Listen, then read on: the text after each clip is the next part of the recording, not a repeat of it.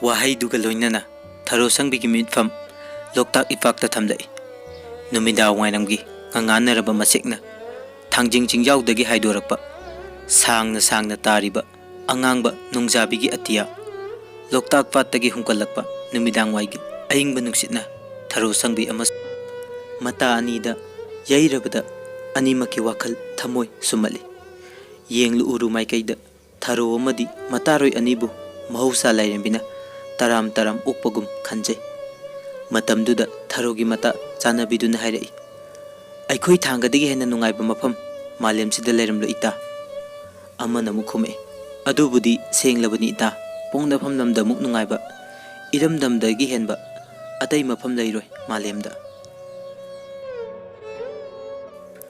mamtharakpa yasangba matungda apanbi nga tungol puraga imungda changlai machanupina chak thongalambadu ubada apanbi harauje apanbina mafi moron hongdoklaga chakhum mangda thamlamba nga tungol adu tharogi mangda haidokhlaga hairei ngasidi amuthoigi phumdo nga onthokna leiramkhre apanbina nga singadu khandoklaga makha muktarei phajadra samcheche aikhoi pumnamak tungol thanna phai adumaktada amuthoi nupi besana hablaini nang janabani haidana pengba se apanbigi wahaiga loinana pengba phajarba ma thangkaladuna tharo sangbida yangali apanbina yum changlakpadagi ngangliba utliba amadi haraujariba pumnamak tharo sangbi pukning changde mahak maminna hairap yanglamlaga magi thong thakpadu loisinnabu hotnai machanupina hairak anglaktrabasu apanbi thoina khantaruba leitana amuksu hairei nupi macha nang insang do thongdriba oirabadi pengba si thonglodana ima sembirak lage tharo thau yamdre ima hayeng khanarasi machanupi gi pakhum tabda apanbi makha tare nanama khoidagi khara laururga yaroidro toklasi haibro khangdre nang na pamba tawro apanbi na pengba du thonganing khraduna machanupi da kanna haibadi natana makha muk tare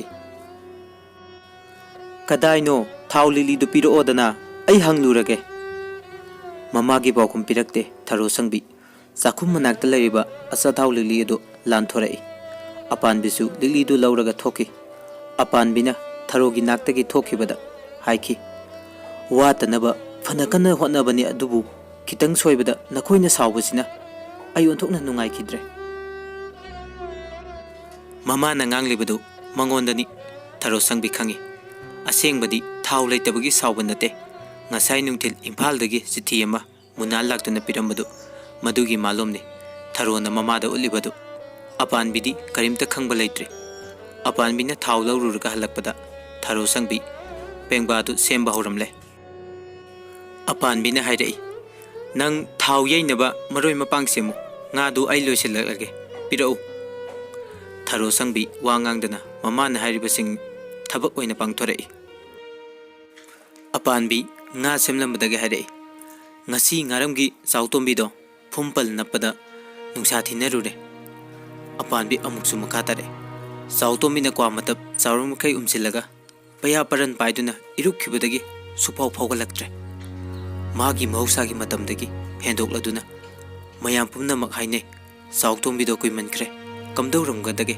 pakatnai tharosang kaisuk tawdraba kamdaukrage ngasai makai wangangamdraba tharo sangbi mamagi wari tabada hairei madi irupayam hai haina daine mama irupa chautombi hairini dana aduga ngasigidi kit kuimankhre magidi singhaktani gari siba yaramduna makhoi nupa kharana haibabu pungkhai amadagi minna taret haibra nipal haibra hele hai mi punamak tharak hunna kharbani adu kaisuk tawkhidre wanta khothaba yawbro mama karisu tawde madi hi gatana pana madap to sairaga phaugalai apanbina nga sembal loreduna tharo sangbida lansillaga makha muktare toman gi samuk tharo bidusu phana waramgani ngasi mana phum naibudo atai samuk singdagi pumhen heli apanbina liriba wari pumnamak tharo sangbi gi nakongda tajarabasu pukning changlude adubu Samokna loktak phumnaibagi palakpada Tharosangbi ningsinglai. Haukiba chahida magi mamanabi mata asangbi khoigi phumnamba mag yauki. Numituda phumnambagi infamduda khariba wasang maraktuda phum chingthakraga asangbi khoigi samok laba amom anidu iruptuna nganai khibado Tharosangbi mamita urai. Phumgi akoibada kungna nga littanaba khariba wasang singda payapunba palnapa phumlelaga pankhongda namba amasung nganai duna nga phaba loktak phum namba haibasi loktaki khwaidigi chawba thabakni haibasi Tharosangbi numituda khangki. Ising ipakta wa amasung phumna pal thingba hi tonglaga nga phaba iruplaga palnapa pak chawraba amadi tharaba phum kayabu mayam changduna kakthatlaga lenthatlaga chingkhatpa asigumba phum nambagi thabak asi Tharosangbi matung amuk hana yaukhidre. Mahak yamna wajai Tharosangbi ta natte phum nambada yauruba mi khudingmak taptana wanai haibasiju Tharosangbi numituda khangki. Nongmada loiba ngamdaba achauba thabak asi matam kaya changna hotnaribani. Numitudagi Tharosangbi phum namba amuk hana yaukhidre. Tharosangbina apanbigi waridagi mamangda thengnakiba thaudokdu ningsinglambadagi ngasai piramba chithigi wafam amuk ningsinglai. Mahakna khali wafam masi hojik haudoklasira. Tharosangbi haudoklakhidre. Maramdi loktak phum namlubagi wana karakpada wafam adu haudoklurabadi mama macha chak chaminaba nungaigadaba mandre. Tharona wafam adu chak chaba loramdaida haudokke leple. Chak loiraduna Tharo apanbi kagupta famlaga chak charambadagi Tharosangbi chak huninglattabagi matau urai apanbina. Machanupigi mataududa hanglai. Kaidaure nakhutna thongjaraga hautrabara. Tharosangbi khumlakte.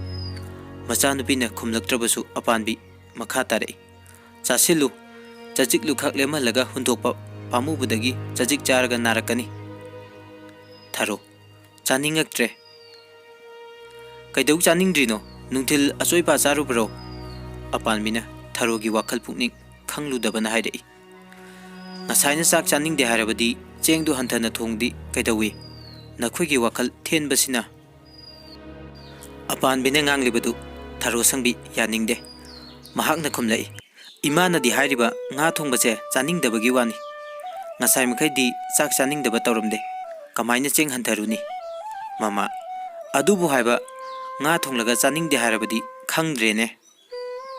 Machanupi imadi ningsingaroine nachanupado. Tharo khonjen niglai. Mahakna piranga iroinaduna makha tarai. Liklai ningsinglubada yotpa yadre aidi.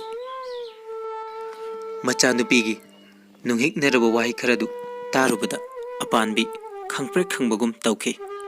Khudakta thamoide chaina phaurai. Apanbi wa makha takhidre. Machanupibu chingna yenglaga mahak masa mathanda ikaijare. Marak aduda Tharosangbina chithigi wafam ningsingladuna hairei. Ngasai Imphaldagi mamo khoidagi chithi pirai. Tharosangbigi anawa wahi tabada apanbi mamaigi lakhaladuna hanglai. Kari hariba paduna yenglabara. Tharo imaga loinana ai hangchit laktaba yade hairei. Machanupigi wahi tabada apanbi ngayak tuminna lairuraga hairei. Hangchitpu kari numitno. Kari numakhoina hairisibo numit tha thaban haiba yengdana mibu sana pukum hekta puba yabrane. Khangde masi pumnamak imana thoonjaba ngaktani. Tharogi pendaba wahi kharadu taruraga apanbina amuk makha tarai. Khangdre ibema imasu haifam leite. Nopagi tabu khangadra nangibu wagadra kanadano aina tanarugadaba upai leite. Machanupi Tharo saurapna sibu miga tanaba yaba wafamlo tanaramlabadi kharabu faramgadabani.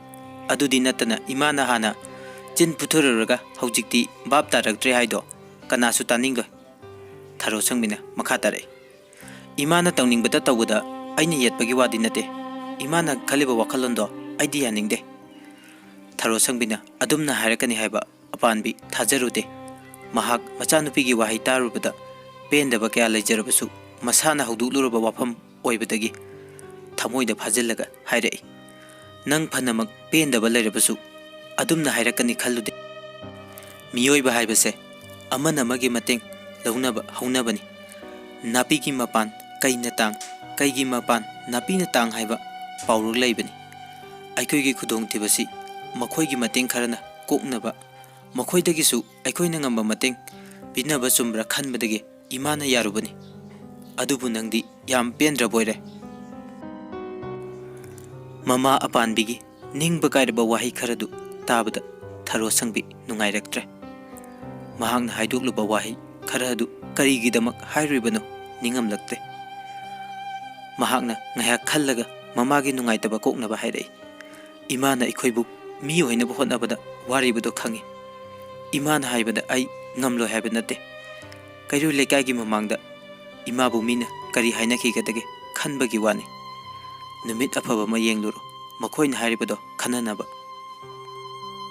apanbi khumlakte mahak asaba murtigum phamduna mangda thaliba podon gi mari yengduna leire mama apanbi haujik pawa wakal hantaraktre haiba khangladuna tharo sangmina makha tare aigidi imana phai haibado iya yare tharo na muksu mina ningbana ama laina tambana amani isorna tambama leiramgani ai kaisuk chingnade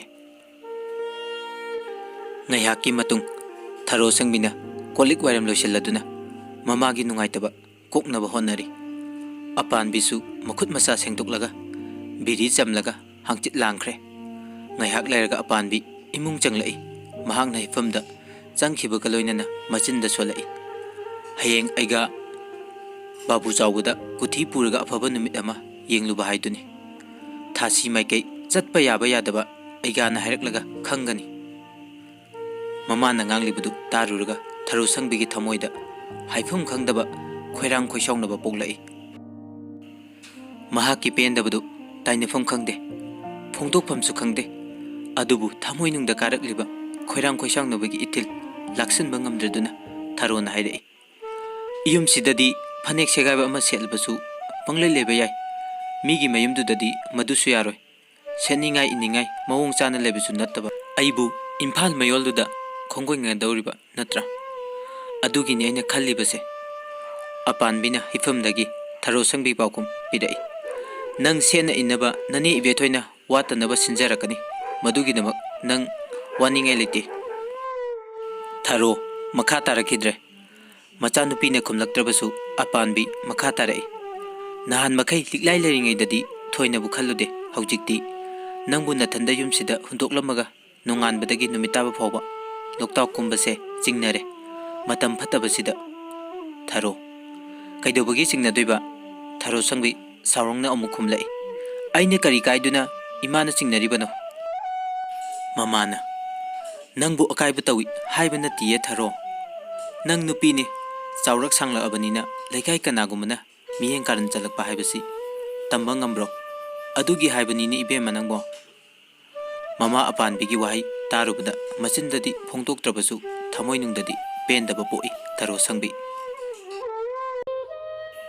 mahaki wakhanda nupi nupa khetnabagi wafam amukta khantharude mahak tuminna tarambadagi hairai nupana nupidagi kari henduna makhoi sumini aikoi sumini thoina laksaninga leite ima tharo sangmina makha tarai nupi oirabasu aingonda usit thawaidaba tarko misakto lemna thabagi walaite ima ai kanabasu kide landaba migi khudong thiba leiroi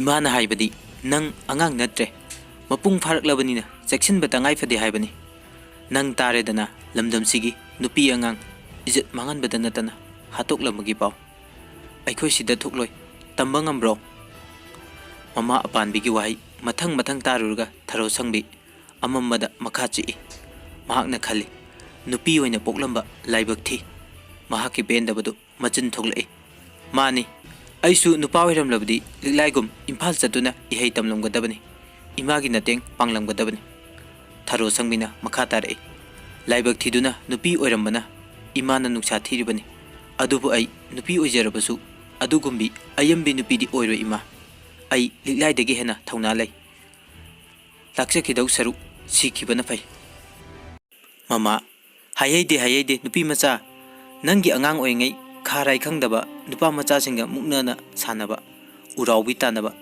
ꯂꯤꯛꯂꯥꯏꯒꯤ ꯃꯃꯥꯟꯅꯕꯁꯤꯡꯒ ꯂꯣꯏꯅꯗꯨꯅ ꯀꯣꯏꯇꯥꯟ ꯇꯥꯟꯅꯔꯛꯄꯗꯣ ꯍꯧꯖꯤꯛꯇꯤ ꯌꯥꯗ꯭ꯔꯕꯅꯤ꯫ ꯅꯪ ꯒ꯭ꯌꯥꯟ ꯇꯥꯔꯣ ꯊꯔꯣ ꯁꯪꯕꯤ, ꯏꯃꯥ ꯅꯪꯒꯤꯗꯃꯛ ꯌꯥꯝꯅ ꯋꯥꯏ꯫ ꯃꯃꯥꯅ ꯍꯥꯏꯈ꯭ꯔꯤꯕ ꯄꯨꯝꯅꯃꯛ ꯊꯔꯣ ꯅꯤꯡꯁꯤꯡꯂꯛꯏ, ꯃꯃꯤꯠꯇ ꯎꯔꯛꯏ ꯊꯥꯡꯒ ꯆꯤꯡꯒꯥ ꯂꯩꯀꯥꯏꯒꯤ ꯅꯨꯄꯥ ꯃꯆꯥ ꯅꯨꯄꯤ ꯃꯆꯥ ꯃꯌꯥꯝ ꯃꯤꯆꯪ ꯈꯥꯏꯗꯣꯛꯂꯒ ꯑꯃꯥꯡꯕꯤ ꯁꯥꯟꯅꯕ, ꯑꯋꯥ ꯁꯒꯣꯜ ꯇꯣꯡꯕꯤ, ꯐꯤꯕꯨꯜ ꯍꯥꯕꯤ ꯁꯥꯟꯅꯕꯗ ꯇꯠꯇꯅ ꯅꯨꯄꯥ ꯃꯆꯥꯁꯤꯡꯒ ꯁꯤꯡꯅꯗꯨꯅ ꯂꯝꯖꯦꯟ, ꯃꯥꯡꯖꯣꯡ ꯑꯃꯁꯨꯡ ꯃꯨꯛꯅꯥ ꯐꯥꯎꯕ ꯁꯥꯟꯅꯈꯤ ꯊꯔꯣ ꯁꯪꯕꯤ꯫ ꯃꯇꯝꯗꯨꯗ ꯅꯨꯄꯥ ꯃꯆꯥ ꯀꯌꯥ ꯊꯔꯣ ꯁꯪꯕꯤꯅ ꯃꯥꯏꯊꯤꯕ ꯄꯤꯈꯤ꯫ ꯑꯉꯥꯡ ꯑꯣꯏꯔꯤꯉꯩ ꯊꯔꯣꯒꯤ ꯄꯨꯟꯁꯤ ꯅꯨꯄꯥ ꯃꯆꯥ ꯑꯃꯗꯒꯤ ꯍꯦꯟꯅ ꯃꯁꯥ ꯃꯎ ꯈꯤꯡꯂꯝꯃꯤ꯫ ꯍꯧꯖꯤꯛꯇꯤ ꯑꯗꯨꯒꯨꯝꯕ ꯅꯨꯄꯥ ꯊꯣꯛꯄ ꯃꯁꯥꯟꯅ ꯀꯌꯥꯒꯤ ꯃꯍꯨꯠꯇ ꯏꯃꯨꯡꯒꯤ ꯊꯕꯛ ꯏꯟꯈꯥꯡ, ꯂꯩꯀꯥꯏꯒꯤ ꯃꯃꯥꯟꯅꯕꯤꯁꯤꯡꯒ ꯆꯥꯛꯆꯥ ꯍꯩꯖꯥꯅꯕ, ꯂꯨꯍꯣꯡ ꯈꯣꯡꯗꯣꯡꯕꯒꯤ ꯊꯧꯗꯣꯛꯅ ꯁꯤꯜꯂꯛꯂꯦ꯫ ꯅꯨꯄꯥ ꯃꯆꯥꯒꯨꯝ ꯈꯨꯗꯩ ꯁꯦꯠꯂꯒ ꯃꯨꯛꯅꯥ ꯁꯥꯟꯅꯕ ꯌꯥꯔꯛꯇ꯭ꯔꯦ꯫ ꯍꯛꯆꯥꯡꯒꯤ ꯐꯤꯕꯝ ꯍꯣꯡꯈ꯭ꯔꯦ꯫ ꯃꯊꯣꯠ ꯀꯥꯔꯛꯄꯒꯤ ꯁꯠꯀꯥꯏꯔꯛꯄꯗ ꯉꯥꯏꯔꯤꯕ ꯅꯤꯡꯊꯤꯔꯕ ꯂꯩꯔꯥꯡ ꯑꯃꯒꯤ ꯁꯛꯇꯝ ꯂꯧꯔꯤ ꯊꯔꯣ꯫ ꯃꯍꯥꯛ ꯅꯤꯡꯉꯝꯂꯛꯇꯦ꯫ ꯃꯍꯥꯛꯀꯤ ꯃꯤꯠꯂꯨꯗꯒꯤ ꯄꯤꯔꯥꯡ ꯏꯍꯧꯔꯗꯨꯅ ꯇꯥꯏꯕꯪ ꯃꯄꯨꯒꯤ ꯈꯨꯠꯁꯦꯝꯅ ꯅꯨꯄꯤ ꯅꯨꯄꯥ ꯈꯦꯠꯅꯕꯒꯤ ꯁꯛꯂꯣꯟꯕꯨ ꯈꯟꯊꯔꯨꯔꯒ ꯃꯁꯥꯃꯛ ꯅꯨꯄꯥ ꯑꯣꯏꯖꯅꯤꯡꯈꯤ꯫ ꯃꯃꯥ ꯑꯄꯥꯟꯕꯤꯒꯤꯗꯃꯛ ꯈꯜꯂꯨꯕꯗ ꯅꯨꯄꯥꯒꯤ ꯇꯉꯥꯏꯐꯗꯕꯗꯨ ꯍꯦꯟꯅ ꯃꯔꯨ ꯑꯣꯏꯔꯛꯈꯤ꯫